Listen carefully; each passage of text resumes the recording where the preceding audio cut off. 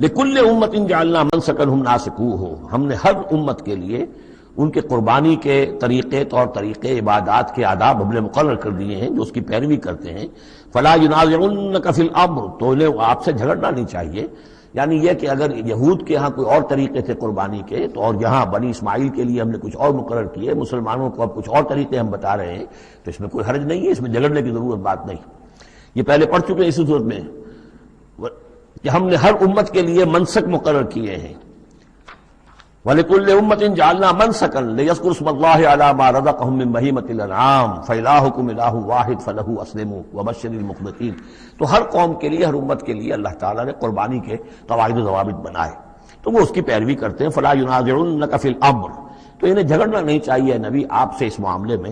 وَادْعُ إِلَىٰ رَبِّكَ، اور اپنے رب کی طرف آپ بلاتے رہیے۔ انک لعلی ھدی مستقیم، یقیناً آپ تو ہدایت کے، سیدھی ہدایت کے راستے پر ہیں۔